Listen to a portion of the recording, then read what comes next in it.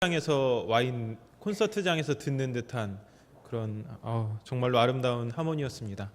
네, 감사드립니다. 이 찬양의 내용처럼 주님께 귀한 것들이여 젊을 때 힘다해서 주님을 섬기시는 여러분 되시기 바랍니다. 역전된 두려움이라는 제목으로 하나님 말씀 증거하도록 하겠습니다. 아프리카에 서식하는 뱀잡이 수리라는 새가 있습니다. 날 수 있는 새임에도 불구하고 걷는 것을 아주 좋아해서 많을 때는 하루에 20km에서 30km를 걷기도 하는 그런 걷는 새로 잘 알려져 있습니다. 그래서 뱀이나 도마뱀, 쥐등을 잡아먹고 사는데 특히 뱀 같은 거를 잘 잡아먹어서 그 이름을 우리나라에서는 뱀잡이 수리, 영어로는 그 비서새라고 알려져 있는 그 새입니다. 아주 잘생겼습니다. 그래서 뱀을 땅에 찢거나 두들겨 잡아서 혹은 때로는 하늘에서 떨어뜨려서 죽여서 그렇게 먹이를 사냥해서 느긋하게 먹기 시작합니다. 그런데 이 뱀잡이 수리에게 치명적인 약점이 하나 있습니다. 뭐냐면 먹이를 먹는 과정에 맹수의 습격을 받게 되면 혼신의 힘을 다해서 달리기 시작한다는 거죠. 샌데 달린다는 것입니다. 날지 않고 달린다는 것이죠. 너무 두렵고 당황한 나머지 자기가 날 수 있다는 사실을 까먹어 버리는 것입니다. 새가 아무리 빨리 달려봐야 얼마나 빠르겠어요. 그렇죠? 금방 맹수에게 잡혀서 죽음을 맞이하게 되는 거죠. 두려움 때문에 자신이 날 수 있다는 사실을 잊어버리는 것. 저는 처음 이 이야기를 접했을 때 너무 어리석다. 어떻게 자기가 그냥 날개를 펼쳐서 날아가면 되는데 그럼 지상의 짐승이 어떻게 하겠어요? 아무렇게 하지도 못하겠죠. 근데 왜 그렇게 어리석게 행동을 할까? 근데 생각해 보니까 우리도 그런 어리석음을 범할 때가 정말로 많다는 것을 깨닫게 되었습니다. 눈앞이 현실이 어려울 때 우리가 가지게 되는 두려움은 그 현실을 더욱더 크게 만들 때가 많이 있습니다. 그래서 우리는 믿음으로 날 수 있다는 사실을 잊어버리고 뱀잡이 수리가 막 달려가면서 그 상황을 어떻게든 모면해 보려고 했던 것처럼 우리가 가진 방법으로, 우리가 가진 힘으로 그 상황을 이겨내려고 하는 그런 어리석음을 우리도 많이 범치 않나 이런 생각을 해보게 되었습니다. 두려움을 영어로 fear라고 하는데 앞자를 따서 구성해 보면 실제처럼 보이는 가짜 증거라는 말이 됩니다. False evidence of appearing real 이렇게 됩니다. 무슨 말이죠? 실제처럼 보이지만 실제하는 것이 아닌 것, 이것이 바로 두려움이라는 것입니다.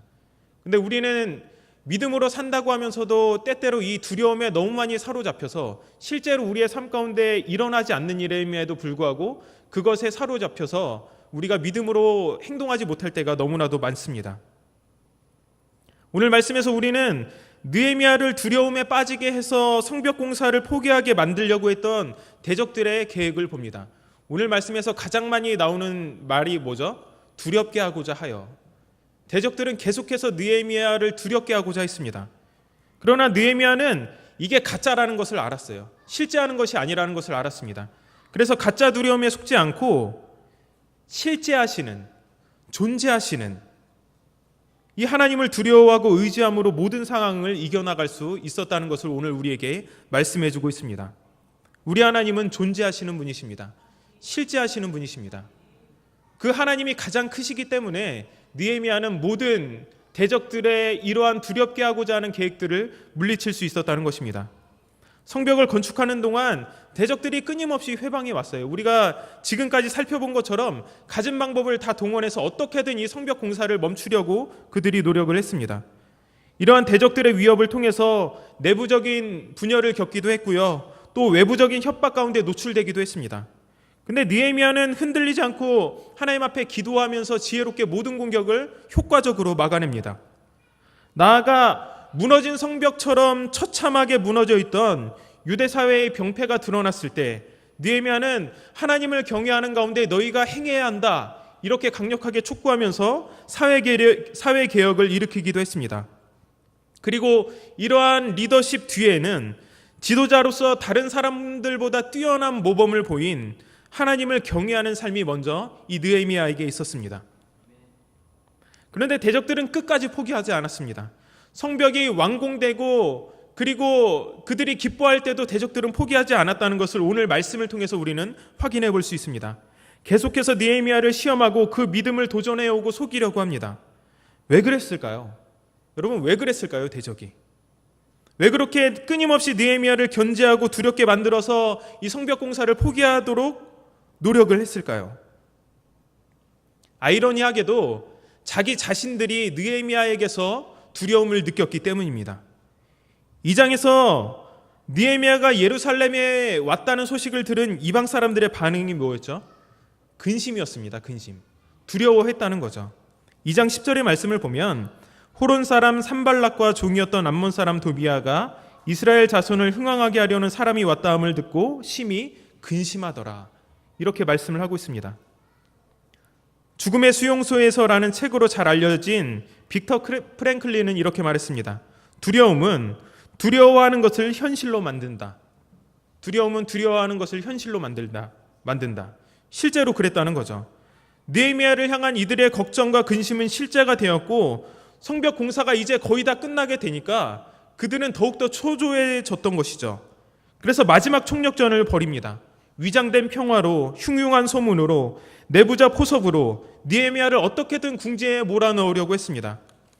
근데 오늘 말씀을 보시면 알겠지만 이게 영적으로 민감하게 깨어있지 않으면은 도저히 별로 이상하지 않은 그런 일들로 이루어져 있거든요.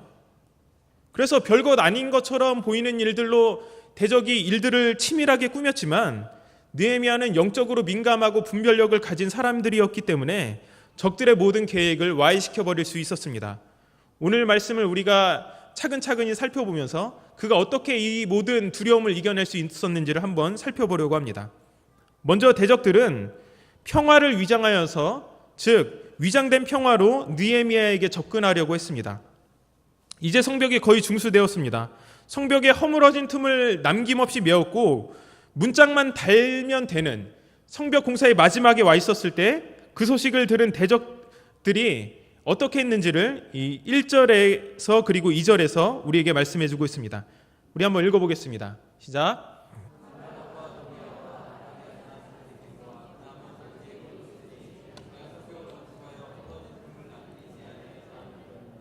그때는 내가 아직 성문에 문짝을 달지 못한 때였더라. 산발락과 게셈이 내게 사람을 보내어 이르기를 오라, 우리가 오노 평지의 한 촌에서 서로 만나자니 실상은 나를 해하고자 함이었더라. 아멘. 이 오노 평지는 예루살렘 서쪽 32km 지점에 위치한 예루살렘과 사마리아 중간 지대를 말합니다. 느헤미야 당시에는 완전히 이스라엘 땅이 아니었고 유대인과 대적들의 접경지대였습니다. 아예 자신들 쪽으로 오라고 한 것이 아니라 중간 지점에서 만나자는 것이었죠. 그러니까 만나서 협상을 해보자 이 말이었습니다. 이 말 자체에는 이상함이 없습니다. 아예 그쪽으로 오라고 한 것도 아니고 그들의 속내를 드러낸 것도 아니었기 때문에 우리가 만날 것을 약속하자. 그런데 영적으로 민감했던 느헤미야는 즉각 위장된 평화를 제안하고 있다는 것을 깨달을 수 있었습니다. 자신을 불러놓고 해치려는 수작임을 재빨리 눈치를 챈 것입니다. 그래서 사람을 보내서 이렇게 대답하죠. 3절이죠. 내가 곧 그들에게 사자를 보내어 이르기를 내가 이제 큰 역사를 하니 내려가지 못하겠노라. 어찌하여 역사를 중지하고 너희에게로 내려가겠느냐 하매. 이렇게 그가 대답을 해서 이것을 거절합니다. 그런데 대적은 포기하지 않고 3번 더, 그러니까 총 4번 똑같은 전가를 보냅니다. 여러 차례 똑같은 편지를 보내면 사람은 처음에는 굳은 마음을 가졌다가 이것이 여러 번 반복되면 미안함을 느끼게 되거든요. 이것을 이용하려는 것이었습니다. 누구든 한두 번의 거절은 할 수 있지만 4번씩이나 거절하는 것은 미안함 때문에 주저하게 되거든요. 그런데 느헤미야의 마음은 이미 확실해져 있었습니다. 자신을 해치려고 하는 속임임을 알았던 것이죠. 그래서 속아 넘어가지 않았습니다. 우리의 삶 가운데 대적인 사탄이 공격해오는 방식은 바로 이런 모습과 비슷합니다. 전면전이 아니에요. 죄를 완전히 드러내놓고 그것으로 우리에게 도전을 가해오는 것이 아니라, 그리고 죄가 가져다주는 무서운 결과를 드러내놓고 우리에게 다가오는 것이 아니라 철저히 위장하고 감추고 다가온다는 것입니다. 송현이라고 하는 사람이 쓴 어느 주의 유언이라고 하는 시가 있습니다. 이 시의 내용을 제가 잠깐 읽어드리겠습니다. 내 말을 귀담아 듣거라. 우리가 경계해야 할 것은 저마다 다른 무서움의 형식을 갖추고 있다. 그 중에서 무서움의 형식을 감추고 있는 무서움이 가장 무서운 무서움이다. 내 말을 잘 알아듣거라. 고양이와 쥐덫이 가장 무서운 것이 아니다. 고양이는 언제나 고양이로 있고 쥐덫은 언제나 쥐덫으로 있으니 내 나이가 되면 고양이쯤이야 차라리 같이 늙어가는 이웃일 수 있고 쥐덫쯤이야 내 슬기의 시험대 정도로 그친다. 내 말을 뼈아피 새겨 들어라. 우리가 가장 경계해야 할 것은 고양이도 아니고 쥐덫도 아니고 무서움을 다채롭게 위장한 쥐약이다. 쥐약의 외형은 탐욕의 혀끝과 코끝을 유혹하기 위해 자연스럽고 믿음직스럽고 우호적이고 헌신적이다. 그러나 쥐약의 외형이 어떻든지 간에 쥐약은 쥐약이다. 이 바보들아. 이것이 이 수많은 위장된 평화를 우리에게 제안하고 우리를 죄짓게 하려는 사탄의 그러한 속임과 아주 유사하게 우리에게 알려주고 있습니다. 믿음으로 세상을 살아가는 가운데 우리를 정말로 곤란하고 힘들게 하는 것은 눈에 보이는 커다란 유혹이 아니에요. 다채롭게 위장하여 우리의 삶을 파고드는 죄의 모습이라고 할 수 있습니다. 마치 쥐약을 여러 가지 형형 색깔의 아름다운 것으로 포장했지만 그것이 쥐약인 것처럼 우리의 삶 가운데도 사탄은 철저히 위장된 모습으로 우리를 속이려고 합니다. 사탄은 결코 한 번에 우리를 점령하려고 하지 않습니다. 그저 티나지 않게 서서히 무심한 듯 그러나 치밀하게 하나하나 공격하여 우리를 영적으로 정복하려고 합니다. 그러므로 우리는 늘 근신하고 깨어 있어야 합니다. 대적마귀가 우는 사자같이 두루다니며 삼킬 자를 찾기 때문입니다. 베드로전서 5장 8절에 이렇게 말씀합니다. 근신하라 깨어라. 너희 대적마귀가 우는 사자같이 두루다니며 삼킬 자를 찾나니. 마귀는 우는 사자같이 삼킬 자를 찾지만 대놓고 이빨을 내놓고 공격하지는 않습니다. 동물의 암것 같은 거 보셨죠? 다큐멘터리 보면 어떻습니까? 사자가 공격해오는 모습 보셨습니까? 먹이가 사정거리 내에 들어오기 전까지 그 초원은 아주 평화로워요. 아무것도 보이지 않습니다. 그 사자의 행동을 쫓고 있는 카메라만 그 폭풍 속에 잠시 고요함 같은, 폭풍이 오려고 하는 잠시의 고요함 같은 그것을 포착해내고 있을 뿐이지 그 초원은 평화롭게 그지없습니다. 사자가 먹이를 한 벌에 움켜쥘 만한 충분한 거리까지 다가오도록 초원은 평화롭다는 것이죠. 곧 사자의 먹이가 될 동물도 한가롭게 풀을 뜯습니다. 사도 바울은 이렇게 대적마귀가 자신을 감추고 위장하며 다가오는 것이 이상한 일이 아니라고 말합니다. 고린도전서 11장 14절의 말씀을 읽어보겠습니다. 시작.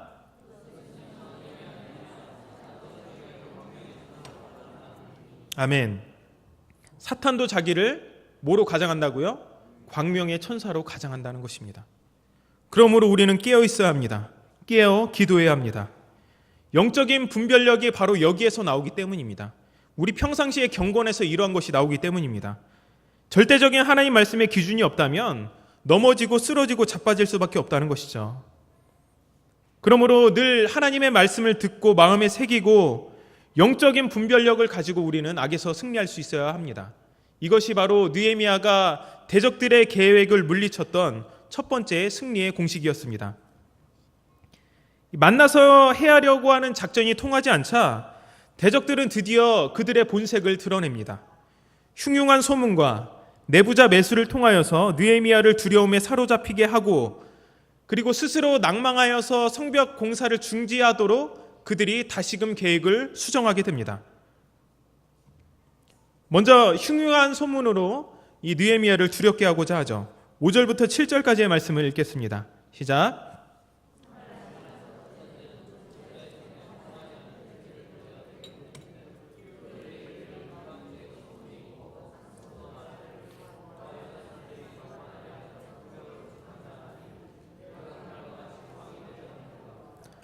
또 내가 선지자를 세워 예루살렘에서 너를 들어 선전하기를 유다의 왕이 있다 하게 하였으니 지금 이 말이 왕에게 들릴지라. 그런즉 너는 이제 오라 함께 의논하자 하였기로. 아멘. 지금 대적들이 포기했습니까? 포기하지 않았어요. 5번째 편지를 보냅니다. 그런데 이 편지는 이전의 편지와 달랐어요. 뭐가 달랐죠? 임봉을 하지 않고 보냈다는 것이죠. 고대 근동에는 공식 문서의 위조나 변조를 방지하기 위해서 문서를 작성한 다음에 그것을 밀랍, 은, 점토 등을 통해서 봉인을 하고 인장을 찍었습니다. 그리고 그것을 전달했는데 산발랏은 이 과정을 생략한 것이죠. 그러니까는 그 봉투에 그 풀을 붙이고 거기에 보내는 사람의 인장을 찍어서 이렇게 보냈는데 이 과정을 생략했다는 거죠. 그러니까 편지가 어떻게 되죠? 열려있는 상태로 이 사신에게 전해지게 된 거죠. 어떤 의도였을까요? 이것은 공식적인 관계에서 전달하는 문서를 의도적으로 임봉하지 않고 보낸 것은 그 일을 느헤미야에게 뿐만 아니라 일반 백성들에게도 알리려는 것입니다. 그러니까 아무나 그것을 펼쳐볼 수 있으니까 전달되는 과정 가운데 누구에게나 그게 오픈되어 있었던 거죠. 흉흉한 소문을 내어서 느헤미야를 공경에 빠지게 하고 두려움에 사로잡히게 하려는 속셈이었던 것입니다. 여러분, 소문은 아주 무서운 공격 수단입니다. 소문은 멀쩡한 사람과 공동체를 한순간에 무너뜨립니다. 그래서 한 사람을 바보로 만드는 것은 일도 아니에요. 2사람만 모이면 됩니다. SNS가 발달한 시대의 소문은 특히 그 근원과 출처가 불분명한 경우가 많이 있습니다. 그래서 우리는 이것을 카더라 통신 이렇게 말하지 않습니까? 뭐뭐라고 하더라. 뭐뭐라고 하더라. 내용은 있는데 출처가 없는 그런 불분명한 소문들이 많이 돌고 있다는 거죠. 그게 SNS 보면 뭐 페이스북, 카카오톡 뭐 이런 데 보면 인터넷에도 보면 너무나도 많이 있습니다. 어떤 사람의 글에 대해서 한두 사람이 이것을 공유하고 그것을 사람들이 여기저기 퍼나르면 어느샌가 소문의 진위 여부 대신에 수많은 사람들의 관심이 더 중요해지는 이슈가 된다는 거죠. 학생들도 못된 소문을 퍼뜨려서 친구들을 힘들게 하고 괴롭게 하는 경우가 많이 있습니다. 이렇게 산발랏은 소문을 통하여서 느헤미야를 공경에 빠뜨리려고 했습니다. 어떻게든 그를 넘어뜨리기 위해서. 근데 이게 중요한 것은 전혀 사실이 아니었다는 거죠. 그 내용이 사실이 아니었다는 것입니다. 지금 이방인 가운데 퍼져 있는 소문과 가스무의 말을 언급합니다. 가스무는 이 1절에 나와 있는 아라비아 사람 게셈과 동일 인물입니다. 이 게셈의 아라비아식 이름이 가스무예요. 어쨌든 기분 나쁜 건 똑같아요. 그렇죠? 게셈, 가스무. 다 이름이 기분 나빠요. 왠지. 이방인 사이에 퍼져 있는 소문의 내용이 뭐죠? 느헤미야가 왕이 되려고 지금 성을 건축하고 있고 결국에는 유다 사람들과 함께 아닥사스다 왕에게 반란을 일으키려고 한다는 것이었습니다. 예루살렘 성벽 건축에 반감을 가지고 있던 아라비아 지역의 통치자 게셈의 이름을 들면서 그 느헤미야가 반란을 꾀하고 있다고 모함을 한 것이죠. 이전에도 이 에스더 4장을 보면 르움과 심세가 예루살렘 성벽 건축을 아닥사스다 왕에 대한 반역으로 몰아서 이것을 막는데 성공한 사례가 있었습니다. 그걸 떠올렸던 것입니다. 그 사실을 기억하고 느헤미야를 반역자로 몰아간 것이죠. 이러한 소문이 있는데도 너 가만히 있을 거야? 우리 만나지 않을 거야? 곧 왕에게 이 소문이 알려질 텐데? 그러니까 어서 와서 이것에 대해서 우리가 상의를 좀 해보고 이것을 어떻게든 타개해 나가야지 지금 이렇게 유혹을 하고 있는 것이죠. 이쯤 되면 억울하고 분해서라도 만나러 갈 것 같아요. 저 같으면 갔습니다. 야, 이게 말이 되는 소리야? 내가 그런 소리를 한 적이 없는데, 그런 의도도 없는데, 이렇게 자신의 억울함과 분함을 풀려고 갔을 것 같아요. 그런데 느헤미야는 전혀 동요하지 않고 단칼에 거절해 버립니다. 8절을 보면 내가 사람을 보내어 그에게 이르기를 내가 말한 바 이런 일은 없는 일이요 내 마음에서 지어낸 것이라 하였나니. 이렇게 그가 단박에 이 말을 거절해 버립니다. 우리는 당황하면 눈앞의 현실을 쫓기에 급급합니다. 그런데 느헤미야는 대적의 의도를 곧바로 눈치채요. 흉흉한 소문을 통하여서 자신과 백성을 두렵게 하고 낙심하게 만들어서 스스로 낭망하여서 성벽 건축을 포기하게 하고자 하는 그 계획을 간파했다는 것입니다. 오히려 느헤미야는 대적들에게 분을 내지 않고 하나님, 이제 내 손을 힘있게 해주십시오라고 기도합니다. 물질의 문제, 심리적인 문제, 여러 가지 공갈 협박의 문제가 등장할 때마다 그는 기도했습니다. 대적들은 계속해서 그를 두렵게 하고자 했지만 느헤미야는 그때마다 하나님 앞에 기도했다는 거죠. 성경에는 끊임없이 우리에게 두려워하지 말라라고 말씀하고 있습니다. 하나님께서 아브라함에게 나타나셨을 때에도 그랬고, 모세에게도 그랬고, 홍해 앞에 선 이스라엘 백성에게도 모세를 통하여서 그렇게 말씀하셨고, 여호수아에게도, 다니엘에게도, 무리를 걸어오시는 예수님을 본 제자들에게도 예수님은 두려워하지 말라고 했습니다. 바울에게도 두려워하지 말라고 주님은 말씀하셨습니다. 느헤미야는 이미 4장 14절에서 이렇게 말씀했습니다. 내가 돌아본 후에 일어나서 귀족들과 민장들과 남은 백성에게 말하기를 너희는 그들을 두려워하지 말고 지극히 크시고 두려우신 줄을 기억하고 너희 형제와 자녀와 아내와 집을 위하여 싸우라 하였느니라. 사람이 아니라, 사람의 말이 아니라 지극히 크시고 두려우신 주님만을 기억하라. 그에게 중요한 건 사람의 말이 아니었어요. 사람이 어떻게든 두려움에 빠지게 하고 힘들게 하려는 그것이 그에게 중요하지 않았습니다. 왜냐하면 그에게는 더 크고 두려우신 분이 있었기 때문에 그렇습니다. 그 누구도 주님과 같지 않고 그 누구도 주님과 같이 크지 않습니다. 느헤미야는 억울한 소문 가운데도 두려워하지 않았습니다. 자기 자신이 그런 사람이 아니었기 때문이고 그가 진정 크게 생각하고 두려워했던 분은 하나님이셨기 때문에 그렇습니다. 우리도 이러한 억울한 일을 우리가 당할 때, 억울한 소문이 우리에게 들려질 때 우리가 기억해야 될 것은 그 사람들에게 분을 내어서 그것을 푸는 것, 이것보다 더 중요한 게 뭐라고요? 그 무엇보다 우리 주님이 더 크다는 것, 그리고 우리 주님께 기도하면 그 모든 것을 신원해 주신다는 것. 여러분, 이 세상 그 무엇보다 주님을 더욱더 크게 보시는 여러분들이 되시기를 바랍니다. 그럴 때 우리는 결코 흔들리지 않을 수 있습니다. 이렇게도 저렇게도 도저히 통하지 않자 그들은 내부자를 매수하여서 느헤미야를 공격합니다. 이 느헤미야는 지금 굉장히 미묘한 상황에서 스마야라고 하는 사람이 두문불출하고 있다는 소식을 들었어요. 근데 느헤미야가 직접 찾아갔던 것을 보면 아마도 느헤미야와 아주 가까운 사람이거나 유다 내에서 매우 중요한 사람이었음을 알 수 있습니다. 10절의 말씀을 우리 다 함께 읽어보겠습니다. 시작.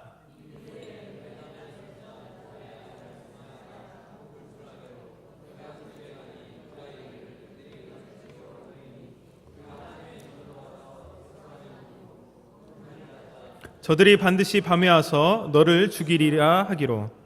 아멘. 스마야의 할아버지, 아버지의 이름까지 인용된 것을 보면 이 유다 내에서 굉장히 잘 알려진 인사였다는 것을 우리가 추측해 볼 수 있습니다. 근데 그가 집 밖에도 나오지 않고 두문불출하자 느헤미야가 찾아갔고 그가 이렇게 말했습니다. 사람들이 밤에 당신을 죽이러 올 것입니다. 그러니 일단 우리가 피해야 하겠습니다. 근데 내가 생각을 해보니까 성전 안이 가장 안전할 것 같아요. 그리고 우리가 그곳에 숨고 성문을 닫으면 대적들이 우리를 찾지 못할 것입니다. 이렇게 얘기를 하죠. 근데 느헤미야는 직감적으로 그 말이 잘못됐다는 것을 알았어요. 외소, 이 10절에서 말하는 외소는 성소를 말하는 거거든요. 일반 백성들이 들어갈 수 없는 곳이에요. 이 성전에 들어가는데 이 뜰이 있고 성소가 있고 지성소가 있잖아요. 근데 이 외소는 성소로서 제사장 외에는 아무도 들어갈 수 없는 곳입니다. 근데 여러분, 느헤미야가 자기에게 닥친 위기를 모면하고자 성소에 들어가면 어떻게 되겠습니까? 율법을 범하게 되는 거예요. 하나님 앞에 범죄하게 되는 거죠. 율법을 범했다는 오명을 뒤집어 쓸 수 있고 이것은 즉각 이 느헤미야의 지도력을 상실하게 만드는 큰 오점이 될 수 있다는 것입니다. 그래서 11절에 그가 이렇게 말하죠. 내가 이르기를 나 같은 자가 어찌 도망하며 나 같은 몸이면 누가 외소에 들어가서 생명을 보존하겠느냐. 나는 들어가지 않겠노라. 그는 스마야의 말에 의심을 품었어요. 그럴듯한 말로 그가 급하게 이야기를 했지만 거기에는 독이 숨어 있었습니다. 제사장 외에는 들어갈 수 없는 성소에 숨으려고 말하는 것을 그가 듣고 나니까 자신이 시험받고 있다는 사실을 단번에 알게 된 것이죠. 12절 말씀 보겠습니다. 깨달은즉 그는 하나님께서 보내신 바가 아니라 도비야와 산발랏에게 뇌물을 받고 내게 이런 예언을 함이라. 깨달은즉, 여기서 깨달은즉에 사용된 바키라라고 하는 단어는 내가 알게 되었다는 뜻이에요. 내가 알게 되었다. 이것은 직관적으로 사건을 파악하는 기민한 인지 능력을 말합니다. 영적으로 깨어 있었다고 했죠. 그러니까 그가 직관적으로 이 사건에서 뭐가 잘못되었는지를 깨닫게 되었다는 거죠. 느헤미야는 스마야의 표정, 어투, 그의 모습과 행동에 주목함으로써 그에게 무언가 부자연스럽고 거짓된 것이 있음을 파악했던 것입니다. 대적들이 스마야에게 뇌물을 주어서 매수한 이유는 느헤미야를 두렵게 하여 두려움에 휩싸인 나머지 그렇게 하다가 죄를 짓게 하여서 결국에는 지도력을 상실하게 함으로 이 성벽 공사를 중지하게 하려는 이 치밀한 대적들의 의도가 거기에 숨어 있었다는 것이죠. 우리가 세상을 살다 보면 어떤 사람이 말이 옳고 그른지 판단하기는 사실 쉽지가 않아요. 왜냐하면 우리가 하루에도 듣는 정보가 어마어마하기 때문에 그렇습니다. 느헤미야도 처음에는 스마야가 걱정되는 마음에 그를 찾았고 그의 말에 귀를 기울였습니다. 그렇지만 결국에 속지 않았어요. 왜냐하면 무엇이 잘못되었는지 알 수 있었기 때문입니다. 그가 스마야의 중심을 꿰뚫어 보았기 때문이 아니라 하나님의 말씀에 순종했기 때문에 그래요. 그 말이 그럴듯하게 들리지만 그 말을 행하면 어떻게 되죠? 자신이 하나님 앞에서 범죄하게 되잖아요. 그는 자신이 죽는 것보다 하나님 말씀에 범죄하게 되는 그 자신이 더 싫었던 것입니다. 자신이 총독이라도 성전 외소에 들어갈 자격이 없다는 것을 알았기 때문에 주저하지 않고 잘못된 제안을 거부했다는 것이죠. 여러분, 이것이 오늘 우리에게 필요한 경건의 모습입니다. 하나님의 말씀을 순종하면서 세상을 이기는 믿음을 가져야 하는 것이죠. 이번 이 성경학교의 주제가 믿음의 굳게 서라잖아요. 믿음의 굳게 서라. 이제 중심이 되어있는 내용을 제가 잠깐 살펴보니까 이런 거더라고요. 우리의 아이들이 세상 가운데 나아가서 두 가지 모습으로 이 신앙을 표현한다는 거예요.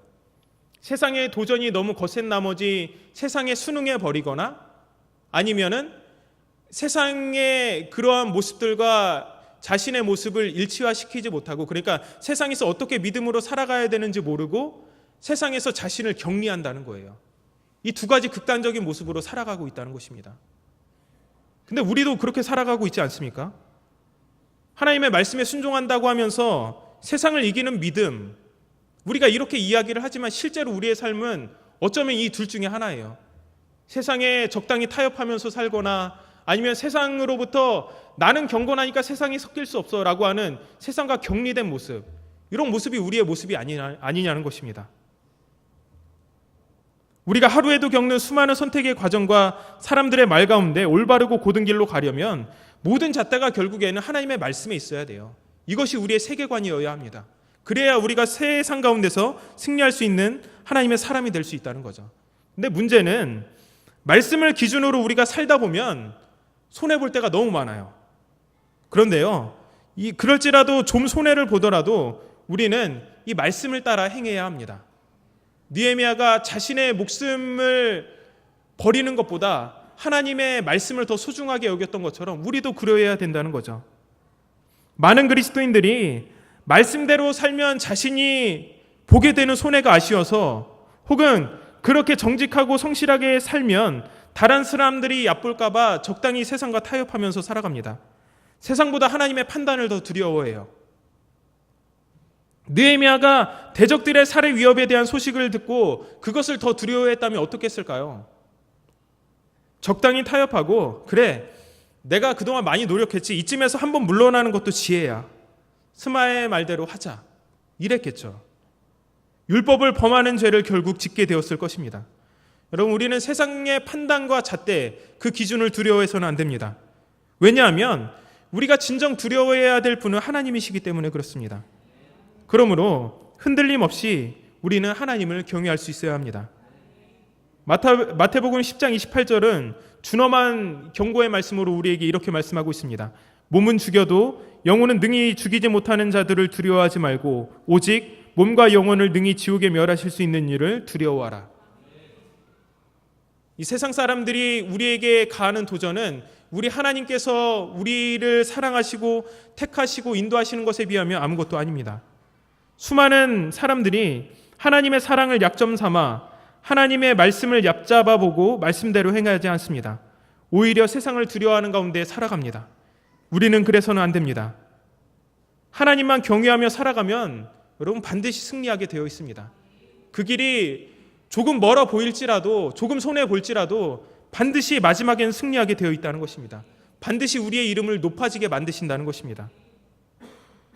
이 마지막 부분, 사실은 이 말씀을 다음번에 살펴보려고 했는데 다음번에도 좀 이 14절부터 어디죠?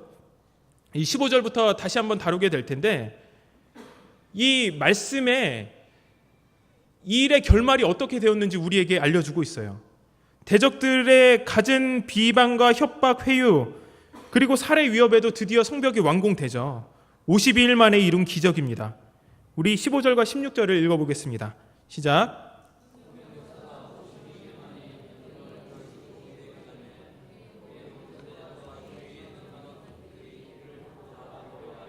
크게 낙담하였으니 그들이 우리 하나님께서 이 역사를 이루신 것을 알미니라.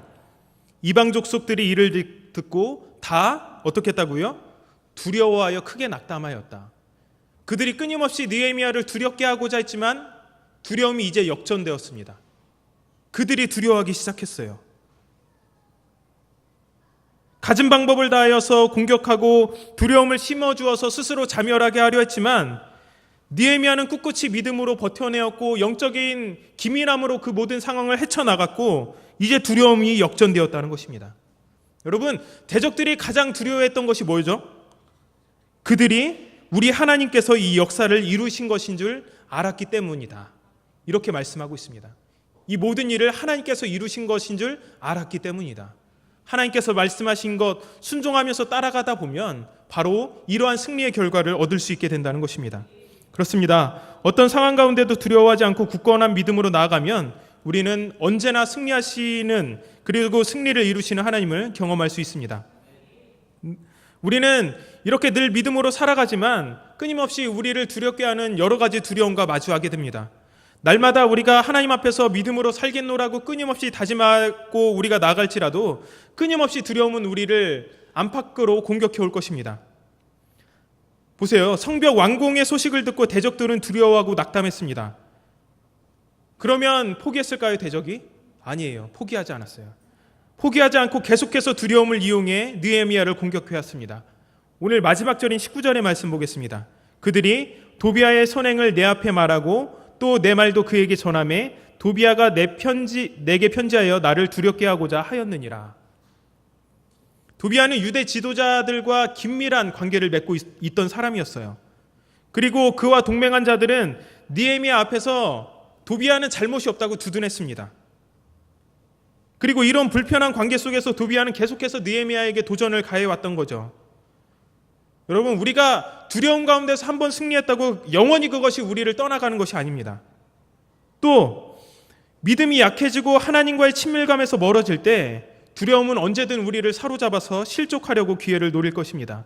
그러나 여러분, 우리가 느헤미야처럼 하나님 앞에서 늘 기도하고 영적 민감함으로 깨어있으면 결코 흔들리지 않습니다.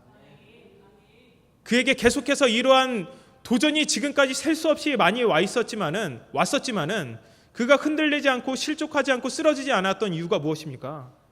하나님의 말씀이 중심에 있었기 때문에 그래요. 기도하는 사람이었기 때문에 그렇습니다.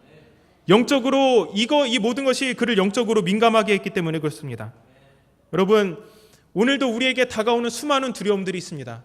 이것들로부터 우리가 늘 승리하며 하나님의 사람으로 살아갈 수 있게 위해서 우리에게 필요한 것은 느헤미야의 이런 경건의 모습입니다. 여러분, 모든 두려움을 넘어서 우리를 승리하게 하시는 하나님의 크신 능력과 은혜를 경험하실 수 있기를 바랍니다. 영적으로 깨어 있으시기를 바랍니다. 기도하시기 바랍니다. 하나님의 말씀이 여러분의 삶의 중심 가운데 자리 잡아서 그 무엇도 여러분을 흔들 수 없는 그런 귀한 믿음의 사람으로 승리할 수 있기를 바랍니다. 이제 말씀을 생각하면서 우리 다 함께 한 목소리로 기도하도록 하겠습니다.